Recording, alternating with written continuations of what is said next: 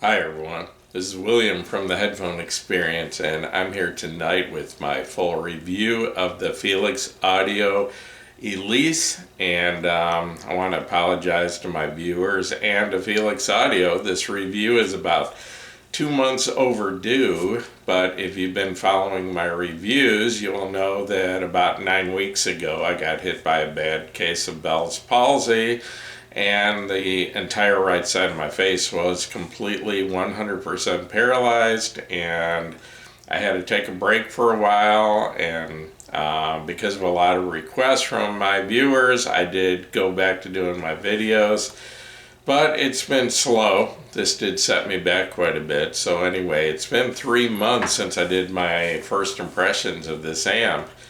And the one advantage is I have spent a whole lot of time listening to this amp. I've at night before I go to bed, almost every night, I get ready for bed, sit in my big chair, and put some headphones on, and usually fall asleep listening to music.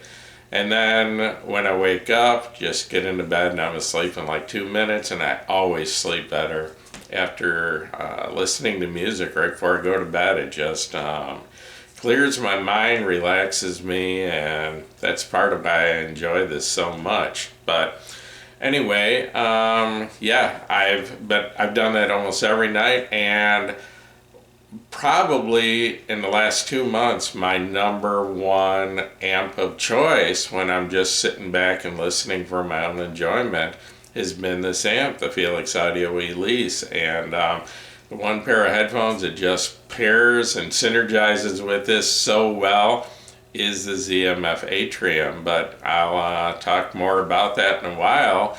But I do want to get into this video. So anyway, this was loaned to me by Feliks Audio for review, and it currently sells for 1,799 euros directly through Feliks Audio, and they are in Poland.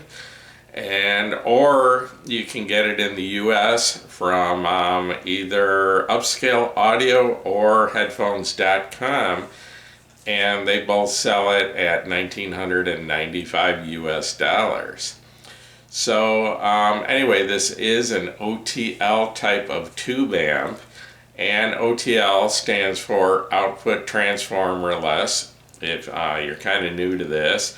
And what that means is it does not use output transformers in the output stage, which means that it has a pretty high impedance. Headphone amps can use output transformers to lower the impedance. There is some advantages to not having those output transformers. Some people believe it just sounds better, and but the one problem is when the output impedance of the amp is higher, it has more effect on the sound of the headphones. Depending on the impedance of the headphones, a high impedance output of an amp can change the sound a bit. And sometimes that changes to the negative, sometimes it's to the positive. And some people, including myself, really do like that change that it can make to some headphones.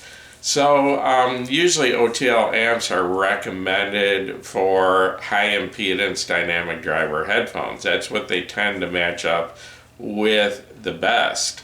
But I found out that they can also match up really well with low impedance, and I'm talking like 32 ohm dynamic driver headphones. And sometimes it can change the sound a little bit. It can make them sound warmer. It can add a little bit of bass sometimes. And also OTLs can sometimes match up pretty well with dynamic drivers if there's some of the easier to drive dynamic drivers. Usually the harder to drive dynamic driver headphones just don't match up well with OTL amps, because OTL amps are very good at putting out high voltage, but they're not good at putting out large amounts of current. And the hard to drive dynamics, planar magnetics, usually require a lot of current that an OTL amp just can't supply, and because of that they usually lose bass impact. So anyway, I'm going to talk about some of the different headphones I tried with this amp and what matched up and what didn't. Some I wouldn't recommend this amp for some headphones, but others it's absolutely outstanding. So I did want to give you the specs and details on this. I probably went more in depth with that in my first impressions video, but I want to cover them in this video so you don't have to watch the other. Of course, you're welcome to if you want.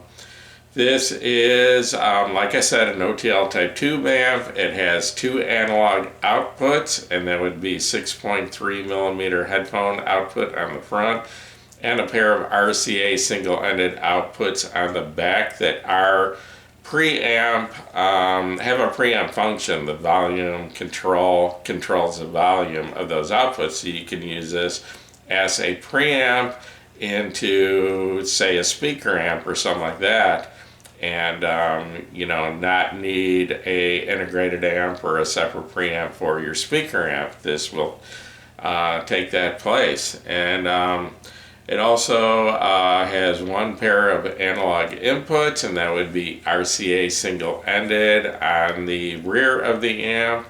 And I'm sure many of you have noticed and that this is not a balanced amp, but it is of my opinion that there's really no point in balanced amps, or little advantage as far as tube amps are concerned. The point of balanced amps is you double the voltage, which increases your power, usually by double.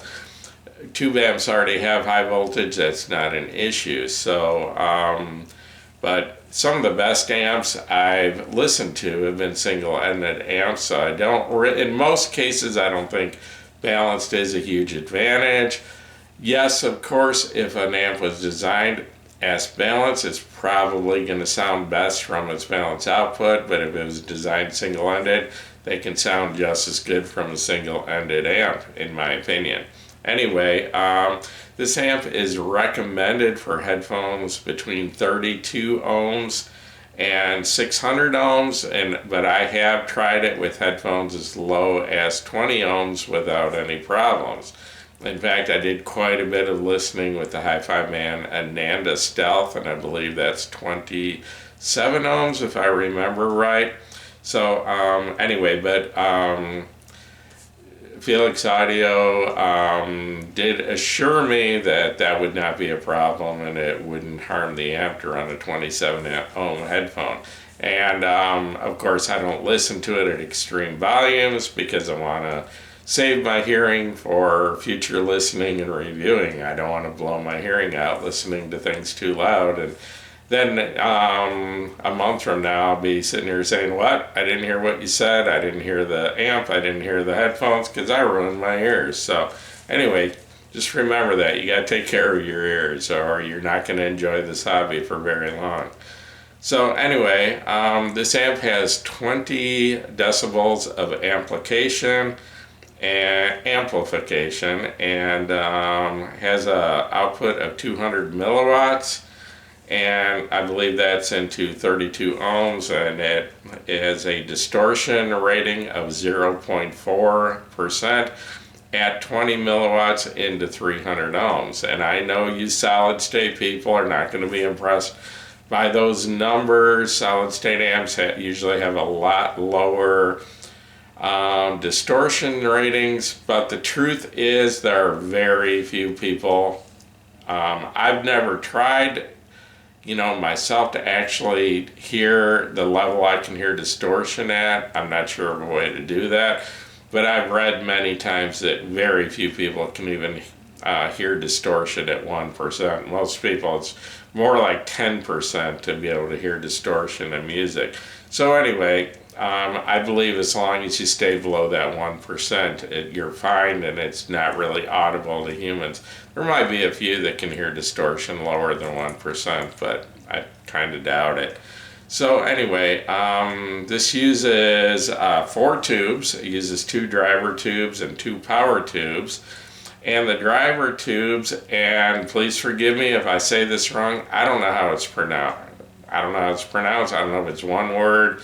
The tubes are PSVANE, so I don't know if that's PS of vein or if it's one word, and I wouldn't know how to pronounce that, Pisvane or something like that. But anyway, the driver tubes are 6SN7s, and the power tubes are 6N13S. The size of this unit is 8 inches wide. It is 12 inches deep approximately and about 7.5 inches tall. It weighs in at 13.2 pounds or 6 kilograms, and the shipping weight is 16 pounds in the box. I'm going to try to show you this amp the best I can, but it is very heavy, quite heavy for its size. Feels very substantial when you pick it up. I mean, it's got a feeling of quality, and I absolutely do not want to drop this, so I'm going to try to show you this the best I can and make sure that not in any danger here of letting this thing go. On the front, you can see, first of all, the looks of this thing. Absolutely beautiful in my opinion, just a very simple, uncluttered look. All you have on the front is your volume knob and your 6.3 millimeter headphone output, and you can see the side here. From the side you can see the cover over the input transformer, or your power transformer. And let me give you a look at the back of this. On the rear, you've got your RCA inputs, your RCA preamp outputs. You've got your 120 volt AC power input, and it does come with the power cord. And you've got your power switch. That is your main power switch. This doesn't have another power switch on the front, you know, so you can, it doesn't have a standby mode. But the power switch is on the rear. It's pretty easy to get to. You just reach over and hit it. And of course it does improve the sound a little bit to let this warm up. I'd recommend like 15 minutes of warm up before you do, excuse me, any critical listening, but it seems to sound fine even, you know, like a minute or two after turning it on. You know, there's not any tube noise or static or anything like that, even almost immediately after turning it on. And I did want to mention that this amp has virtually zero background noise. I can't hear any background hiss on any headphones I have with this, even really sensitive headphones. Even if you put your source on pause and turn your volume all the way up, all you're going to hear is the slightest hiss in the background. But at normal volume levels, absolutely nothing, even with 32 ohm dynamic driver headphones. Very quiet. Anyway, before I get into the sound of this, I wanted to mention the equipment I used in reviewing this. I primarily used 3 different DACs as my source. Well, to start with, I was using Cambridge Audio CD transport and running a digital signal into the DACs and then the DACs into this amp. And the one I used the most was the Topping D70S, and that's the Mkii version. That's one you can't get anymore because of the AKM chips that it used. Apparently the AKM chip factory burned down and that amp isn't available. I'm lucky to have one because I actually compared that side by side with the more expensive top of line Topping, the D90 SE, and I actually preferred the D70 over the D90. The D90 was just a little too dry and what's the word I'm looking for? Sterile, I guess. The sound of it, where the D70 has a warmer, richer sound, and I just liked it better. So anyway, I use that amp or DAC a lot. In my opinion, it's the best DAC that I've heard under $1,000. So anyway, I had the FIO K9 Pro. That was the ESS version at the same time as having this amp, and that has a very good very nice DAC in it that I really like, and it's even though it's the same DAC chips, it's the Topping D90, the same ESS DAC chips. It has a warmer sounding DAC for some reason, and really like that DAC. In my opinion, it's probably as good as the Topping D70, and that's in the VO K9 ESS version. The original version of that used AKM chips also, but is not available anymore for the same reason. So, but that is an amp DAC combination, but can be used as a standalone DAC, and I did use that and ran it into this, and I think it sounds just as good as the Topping. And then I also used the Audio GD R8 MK2, which is a R2R DAC. And of the three, that was actually my favorite. I love that DAC. I just think doesn't measure as well as like the Topping, but I just love the sound. And being an R2R DAC, I just find R2R DACs to have a more three-dimensional, more depth to the sound, more of a layered holographic sound compared to Delta Sigma chip DACs. And also, it just has more of a natural, organic sound to me. So, for the same reason, I really like tubes. I really like R2R DACs. To me, R2R DACs are to Delta Sigma DACs what tube amps are to solid state amps. It's just, they don't measure as well, but once again, I just think it has more of a natural sound. So anyway, excuse me just a second.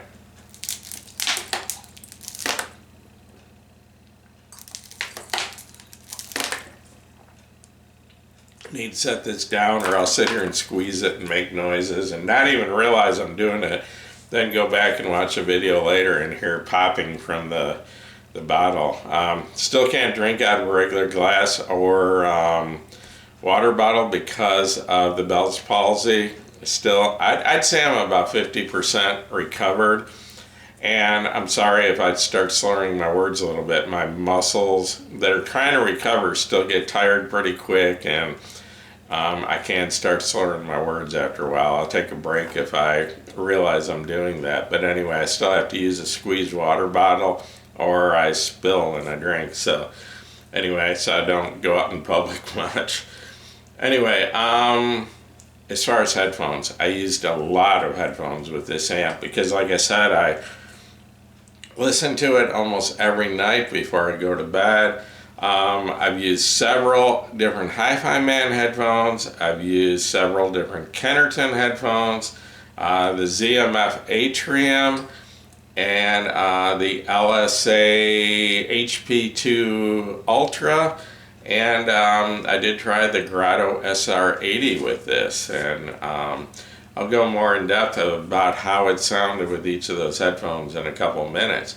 Getting into the sound, I would describe this amp as warm, rich, liquid, lush, and musical. It's all the things you want out of a tube amp. If you're thinking about going from solid state amps and you want to try a tube amp, some tube amps aren't going to sound that much different from solid state, especially your hybrid tube amps.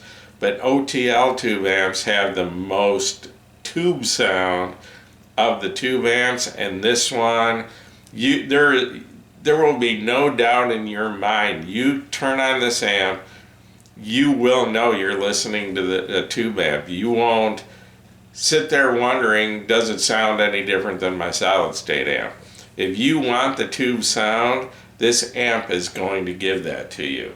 This amp never sounds dry, it never sounds sterile, it never sounds analytical, even though it has excellent detail, and it never sounds harsh.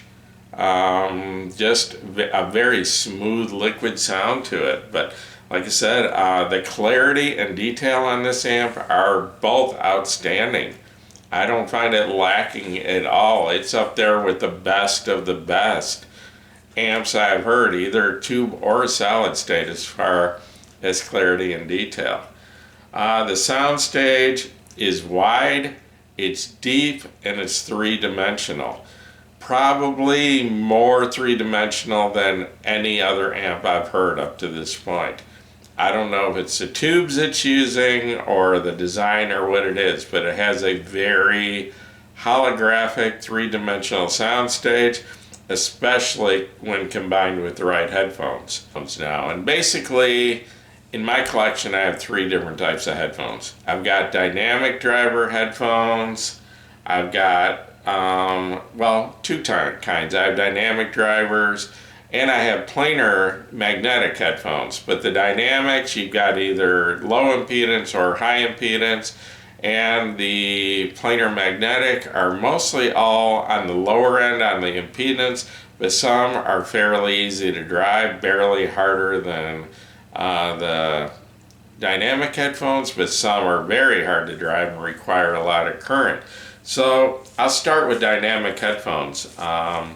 And the headphones I have run from 32 ohms to 300 ohms. That would be the ZMF Atrium, I believe. Yeah, I don't think that's a 600 ohm headphone. Almost positive that's 300 ohm, and that's the highest impedance headphone I have right now. Okay, I'll start with a couple of the 32 ohm headphones. That would be the Grotto SR80E. And that's probably not a headphone a lot of people are going to be using with this amp, but I just wanted to mention that the Grotto SR80E is one of those headphones that it's just a night and day difference going from a solid state amp to this amp with that headphone. It just becomes a completely different headphone, and in my opinion, much, much better.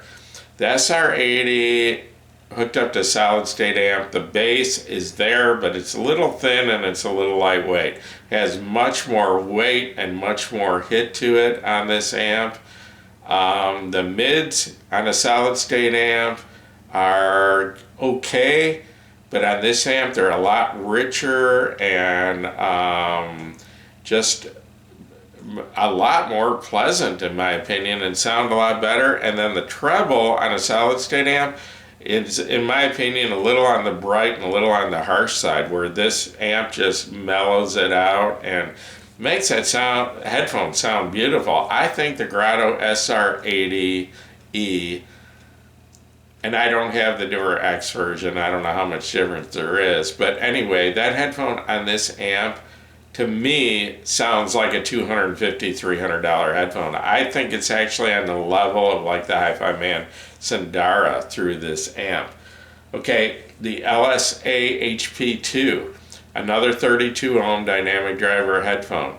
This, compared to solid state, this amp adds weight to the bass, and it just makes the mid-range a lot, which is basically neutral. It makes it a lot more rich and just gives it a lot better musicality, in my opinion, especially female vocals. Just makes them sound a lot,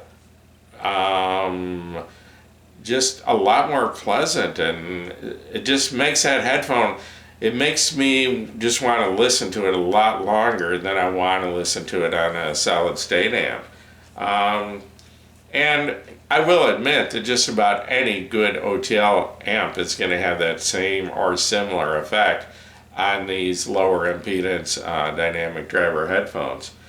The Hi-Fi Mans, the Ananda Stealth and the Aria Stealth, they're both on the easy side to drive, easier than a lot of the others. The Aria Stealth's a lot easier to drive than the older versions, the versions 1 and 2 of the Aria.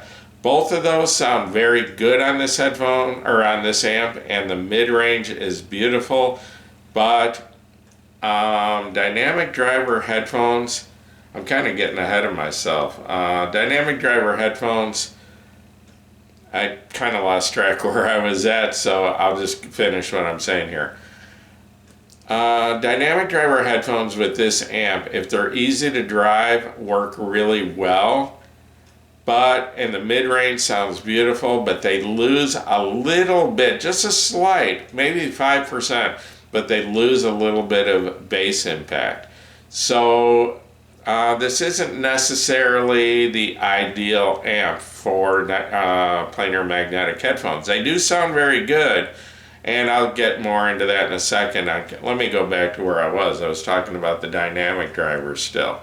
Kennerton, the Valley, which is a 32 ohm dynamic driver.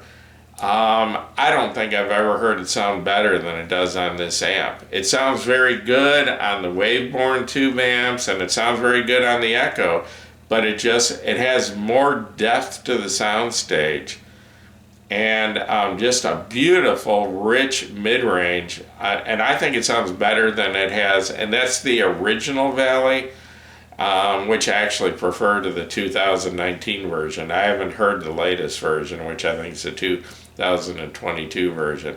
But anyway, the Valley just sounds beautiful on this headphone amp. I just want to listen to it forever. And then getting into the higher impedance, the ZMF Atrium. The ZMF Atrium is my favorite headphone on this amp. I don't have the ZMF Verite open anymore. That was loaned to me and I had to send it back, so I didn't have that to try with this. But the Atrium is just, these are made for each other. This amp and the Atrium just synergize so well. It's almost like they got together and built that headphone and this amp for each other. The Atrium just sounds absolutely beautiful on this amp.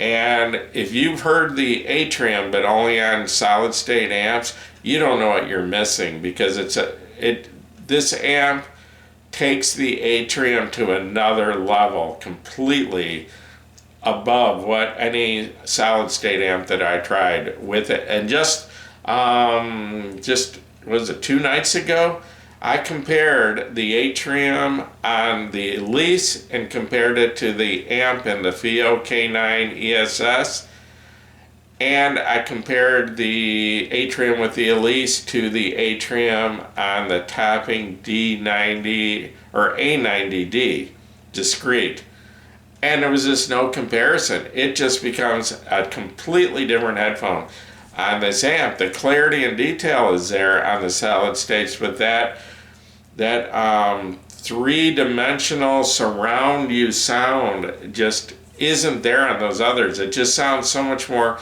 two-dimensional on solid state amps. Even a good solid state amp like the Audio GD Master 9, it just sounds so much more flat and two-dimensional, where with a good tube amp, especially an OTL, and especially this one, like I said, I've never heard the Atrium sound better than it sounds on this amp. Getting back to the planar magnetics, I kind of jumped ahead a few minutes ago. Easy to drive planar magnetics. Hi-Fi Man, Aria Stealth, and Ananda Stealth. It does a good job. And the Kennerton planar magnetics are even easier to drive than those two. And it does a really good job, but once again, I think they're losing a slight amount of bass impact. The mid-range is absolutely beautiful on those with this amp, but I can't 100% recommend this amp for any planar magnetics because of that slight loss of bass impact. They do sound great, and this amp is totally usable, but if you're running primarily planar magnetic headphones, there might be better choices in amps than this for those headphones. But this amp is absolutely outstanding with every dynamic driver headphone, regardless of impedance that I threw at it. Okay, harder to drive planar magnetics, and I'm talking like the Sandara and on up from there.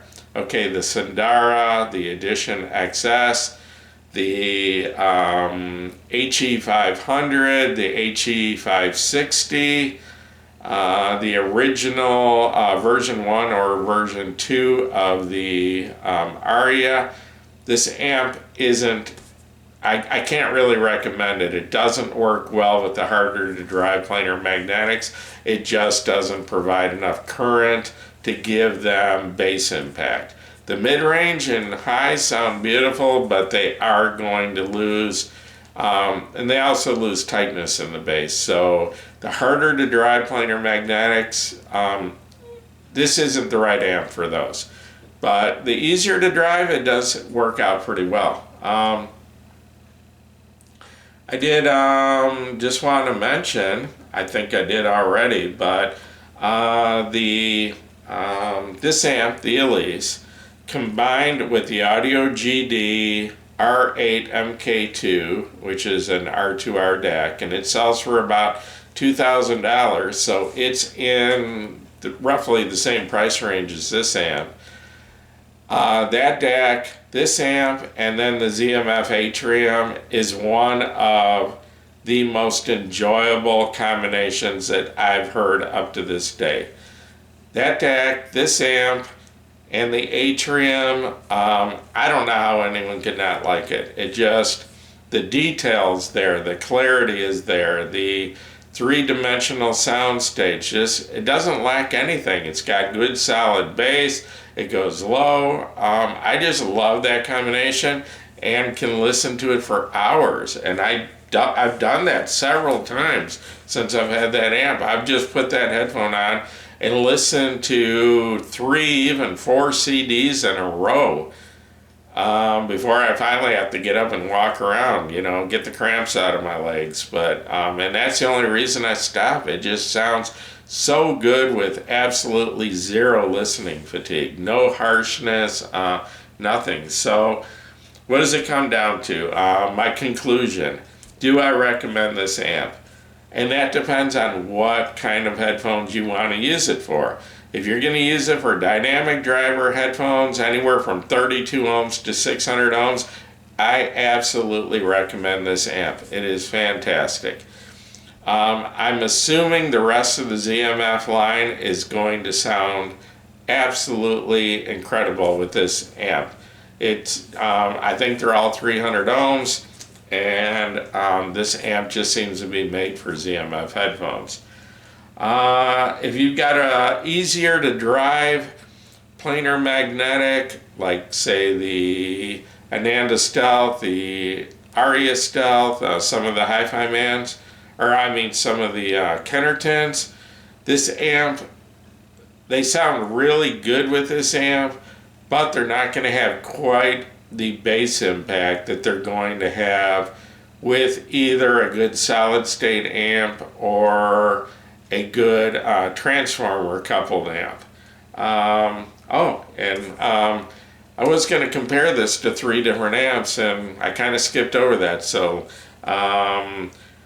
just a second, let me just finish this part. Kind of all out of order tonight, I keep some notes that, you know, I can kind of glance over, but sometimes I have a little trouble keeping straight on my notes. So anyway, hard to drive planar magnetic headphones, no, I don't recommend this amp for those. It's just, there's better choices.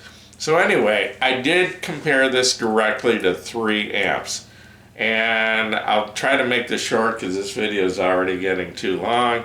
Anyway, I'll start with the Echo by Feliks Audio, same company, even looks similar, just has smaller tubes, the whole thing's a little bit smaller. Sells for about half the price, it sells for $995. Okay, I have the older version of the Echo, the one with only 1 set of inputs. The newer version has 3 sets of inputs, but I think it's basically the same amp. Anyway, excuse me just a second again.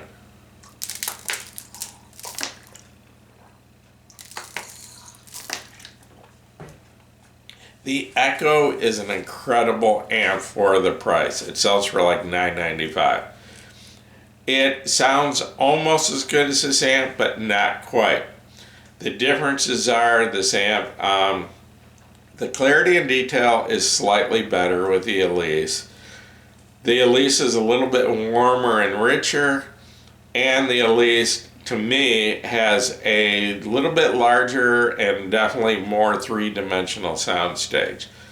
Other than that, the Echo will take you 90% of the way here. And that's kind of the way the, the theory of diminishing returns works, you've got to pay double the price to get 10% better. So the Echo is a great amp. This is a little bit better. And when I say that, I'm referring to dynamic driver headphones. The Echo does beat the Elise in one category. For some reason, the Echo is actually better with the easier to drive planar magnetics. Once again, the Hi-Fi Man Aria Stealth and Ananda Stealth, the Kennerton planar magnetics, they actually, to me, sound better with the Echo. The Echo actually does a better job of driving those planar magnetic headphones, where with the Elise they lose a slight amount of bass impact. They don't with the Echo. The Echo, they have just as much bass impact as they do from a good solid state amp. So I'm not sure why that is, but if you have one of the easier to drive planar magnetics, I would actually recommend the Echo, where if you've got, a dynamic driver, especially high impedance, like the ZMF, the Elise will take you a little bit further. It is another step up. So, yeah, the Echo actually does a better job with the easy to drive planar magnetics. I still don't recommend the Echo for hard to drive planars. Like, anything is hard or harder to drive than the Sundara. But anyway, then comparing this to the Waveborn Preamp Plus, which is also an OTL tube amp. It's a great amp, but I feel it kind of falls in between the Echo and the Elise. It has every bit of the clarity and detail of the Elise, but the Elise just is a little bit warmer, a little bit richer, and that could be in the tubes. But and the Elise also has a little bit more depth of the sound stage and a little bit more of a three-dimensional sound. Nothing at all wrong with the Waveborn. I think it's a great amp. But like I said, I think it kind of falls in between the Echo and the Elise. Okay, I also have the Waveborn Power Amp Plus, which is different. It's an all-tube amp, but it uses output transformers in the output stage. And that amp puts out a solid 3 watts per channel. Okay, that amp actually won my Amp of the Year award in 2022. At the end of 2022, I gave it the best Amp of the Year. It has outstanding detail, outstanding clarity, and will drive any headphone. Okay, I do think that the Elise does a little bit better job with the Atrium than the Waveborn does. It just gives it a little bit of a richer sound. This is a very rich sounding amp, and a little bit more three-dimensional, a little bit more of a holographic sound stage than the Waveborn. But the Waveborn, being a transformer coupled amp and having 3 watts per channel, and I think that measurement or that rating is conservative, will drive absolutely any planar magnetic headphone, including the very hard to drive planars. It just has absolutely no problem driving my HE 560. I don't know about the HE 6 or the 6SE. I don't have one, but that amp seems to have absolutely no problem with planars. So, but like I said, I think this amp does a little bit better job with the Atrium from ZMF, and I think it does a little bit better job with the Kennerton Valley. It's a little richer and a little more three-dimension, but it's close. So anyway, bottom line, do I like this amp? I absolutely love it, and I don't think I've ever spent as much time with an amp in between my first impressions and my full review, but I do have, I did take a break for a while with the Bell's palsy thing, so that's part of it. But like I said, I very often pick this as my amp of choice. When I sit down to listen to music at night and I'm not trying to do a review, it's either this amp, the Waveborn Power Amp Plus, or my Audio GD Master 9. It's usually one of those three that I go to if I'm just listening for pleasure, or if I just got a new headphone in and I'm trying to hear it at its best. It's usually one of these three amps I go to. So anyway, I love this amp. It makes the ZMF Atrium and the Kennerton Valley, and once again, that's the original version of the Valley.